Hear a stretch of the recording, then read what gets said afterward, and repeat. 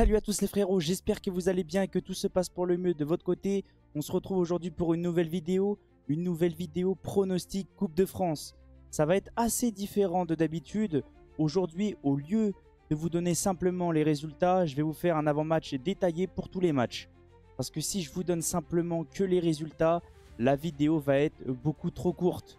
Mais avant que la vidéo commence, merci à tous ceux qui vont liker, commenter, partager et s'abonner. C'est grâce à vous que j'en suis là. On est parti maintenant pour la vidéo et avant de passer au quart de finale, j'aimerais faire un point sur les huitièmes de finale qui ont eu lieu. Regardez un petit peu les résultats avec vous, comme j'ai pas pris la parole concernant les matchs. Il y avait des matchs agréables, des matchs une nouvelle fois surprenants. Lille a perdu contre Dunkerque à domicile au pénalty. Brest a réussi à s'imposer contre Troyes dans les derniers instants. Le PSG a été mis en difficulté un petit peu à Le Mans, même si oui, on a fait tourner, je suis d'accord avec vous. Cannes s'est imposé 5-3 contre le Petit Poucet. Match, d'après ce que j'ai entendu, énormissime. Moi, je crois que je regardais le Real à ce moment-là, ou le Barça, je sais plus. Le Stade Briochin, et eux, j'arrêtais pas de vous le dire, lors des précédents tours. Le Stade Briochin, tous les ans en Coupe de France, c'est une équipe qui crée énormément de surprises. Et ils ont réussi à éliminer l'OGC Nice 2-1. Angers s'est imposé à Strasbourg 3-1. Et sincèrement, je m'y attendais absolument pas. Et Guingamp a réussi à battre Toulouse. Et oui, beaucoup sont venus me voir dans les commentaires pour me dire « Arrête de dire n'importe quoi. Toulouse, ils vont réussir à se qualifier. Tu nous sous-estimes trop. Tu surestimes Guingamp. » Bah voilà, tout simplement. Je m'y attendais. Je m'attendais à une surprise. Et c'est chose faite. Et Reims a réussi à se qualifier au pénalty contre l'équipe qui a éliminé l'Olympique Lyonnais. Bourgoin-Jallieu a failli récidiver, a failli refaire une très belle surprise. Manque de peau, ils se sont fait sortir au pénalty. Au niveau des quarts de finale, va y avoir 4 matchs. Beaucoup sous-estiment ces matchs-là, mais moi ce qui me plaît, c'est qu'il y a encore des petits poussets. Angers va recevoir ce soir Reims. Cannes va recevoir Guingamp et attention à Cannes. Demain, Brest va recevoir Dunkerque et le Stade Briochin va recevoir le Paris Saint-Germain. On est parti maintenant pour le premier match de ces quarts de finale. Angers qui reçoit Reims ce soir à 21 h, le mardi 25 février, au stade Raymond Kopa. L'arbitre sera Mathieu Vernis. Et au niveau des chaînes de retransmission, le match sera disponible sur beIN Sport 2, beIN Sport Connect France, Free et MyCanal.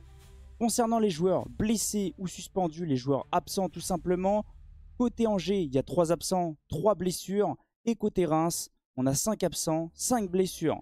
Au niveau des formes actuelles des deux équipes, c'est très compliqué pour Reims en ce moment. Ils sont sur 4 défaites et un match nul en 5 matchs. Et au niveau de Angers, je dirais que c'est du 50-50.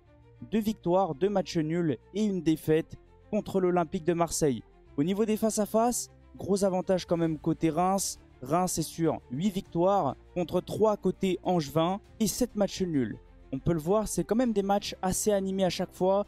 J'espère qu'il va y avoir des buts parce que c'est tout simplement la Coupe de France et qu'il y a de la magie dans cette compétition.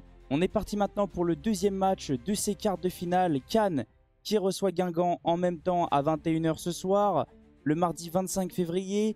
Le match aura lieu au stade Pierre de Coubertin et l'arbitre sera Romain Lissorgue, si ça se prononce bien comme ça. Et au niveau des chaînes de retransmission, le match sera disponible sur beIN Sport 1, beIN Sport Connect France, Free et MyCanal. On peut le voir, d'après ce que le site annonce, il n'y a pas d'absent. Bien sûr, n'hésitez pas à me le dire dans les commentaires s'il y en a. Très bonne question. Il peut y avoir des blessures ou même des suspendus. Mais le site annonce qu'il n'y a ni l'un ni l'autre. Au niveau des formes actuelles des deux équipes, alors, côté Cannes, je crois que vu que le club est descendu énormément, le site ne met pas les résultats des plus petites équipes. Donc on peut voir les résultats un petit peu en Coupe de France de Cannes. Ils se sont imposés 5-3 contre Div Cabourg. Ils ont réussi à sortir Lorient 2-1. Ils ont sorti aussi Grenoble 3-2. Et ça, je crois que ça remonte un petit peu. Et au niveau de Guingamp, on peut le voir, ils sont sur du 50-50. 2 victoires, 2 défaites et un match nul. Au niveau des face-à-face, ça remonte quand même à 2014. Oui, parce que Cannes a chuté complètement. Cannes, à la base des bases, était une équipe professionnelle.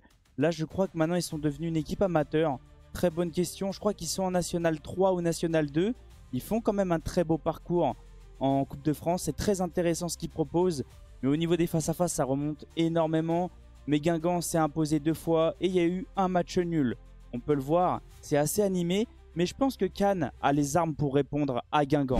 Parlons maintenant du troisième match de ces quarts de finale. Brest qui reçoit Dunkerque à 19 h. Le match aura lieu juste avant le match du Paris Saint-Germain, le mercredi 26 février, au stade Francis Leblay.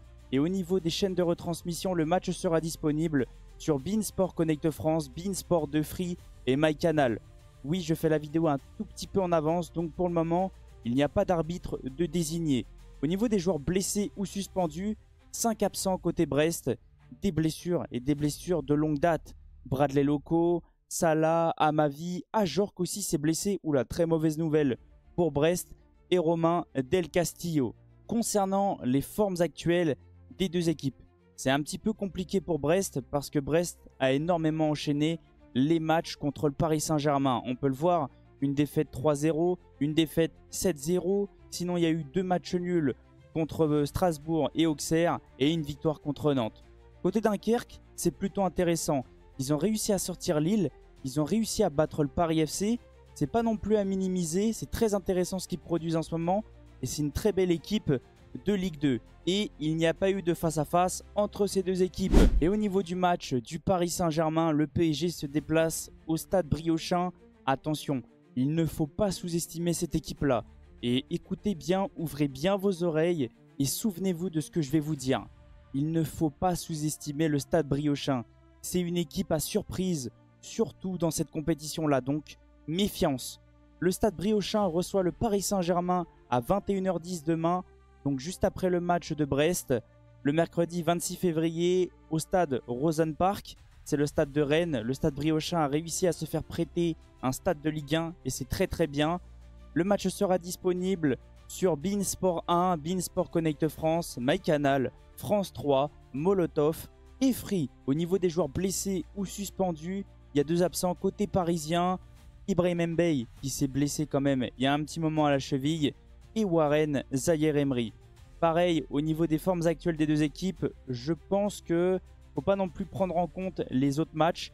Parce que vu que c'est une équipe aussi qui est en National 2 ou National 3, le site ne prend pas en compte tous les résultats. Donc on va surtout se concentrer sur les 3 derniers matchs en Coupe de France côté Stade Briochin. Ils ont sorti Nice, une Ligue 1, Annecy, une Ligue 2 et Le Havre, une Ligue 2. Donc oui, c'est une équipe à surprise et c'est une équipe qui arrive quand même à mettre en difficulté des grosses équipes. Mais par contre, côté Paris Saint-Germain, tout va très bien. On est sur 5 victoires. Une victoire contre l'Olympique Lyonnais 3-2, une victoire en Ligue des Champions 7-0, une victoire contre Toulouse, une autre victoire en Ligue des Champions 3-0 et une victoire contre Monaco 4-1. Là c'est pareil, il n'y a pas eu de face-à-face parce que ces deux équipes ne se sont tout simplement jamais rencontrées. Maintenant on va pouvoir se concentrer sur les pronostics. Je vais essayer d'être objectif et de ne pas non plus trop sous-estimer les petites équipes. Le premier match, Angers qui reçoit Reims. Attention, un match 100% Ligue 1, ça peut être bizarre. Mais je vois un match ouvert, Reims n'est pas du tout dans une très belle forme. Contrairement à Angers qui enchaîne quand même de bons matchs, de belles performances. Je vois Angers s'imposer 3-1 à domicile. Cannes, Guingamp. Et attention, deux équipes qui ont créé des surprises. Méfiance. Mais je vois Cannes encore créer une surprise à domicile et battre Guingamp 1-0. Au niveau de Brest-Dunkerque, méfiance aussi à Brest. Mais je pense que Brest va vouloir se venger aussi des matchs contre le Paris Saint-Germain. Ils vont vouloir se rattraper au vu de leurs supporters. Même si Dunkerque est une très belle équipe, je vois Brest s'imposer 2-1. Et concernant le match Stade Briochin, Paris Saint-Germain, oui, je vous ai dit de ne pas sous-estimer le Stade Briochin, mais le PSG est tout simplement sur un nuage en ce moment. Et je vois le PSG récidiver et continuer dans sa très belle forme. Je pense qu'on va s'imposer 3-1. Le Stade Briochin va réussir à marquer. N'hésitez pas à me dire qu'est-ce que vous ressentez de mes pronostics. N'hésitez pas à me dire qu'est-ce que vous ressentez de la vidéo. Je viendrai vous répondre avec grand plaisir. Bien sûr, c'est une compétition à surprise. Moi, c'est une compétition que j'adore tout simplement, comme j'arrête pas de vous dire. Ça met en lumière le football amateur et moi, c'est ce qui me plaît. Parce que comme je vous dis et comme je vais vous redire sans arrêt, pour moi, le football professionnel est là grâce au football amateur. Donc moi, j'adore cette compétition et il y a énormément de magie. On va se laisser sur ça. Merci à tous ceux qui sont restés. Merci à tous ceux qui vont mettre le petit commentaire, le petit like. C'est grâce à vous que j'en suis là. Et on se retrouve tout à l'heure ce soir pour débriefer le match Barcelone-Atlético de Madrid en Copa del Rey. Passez une excellente journée et on se retrouve très vite. Ciao les potes!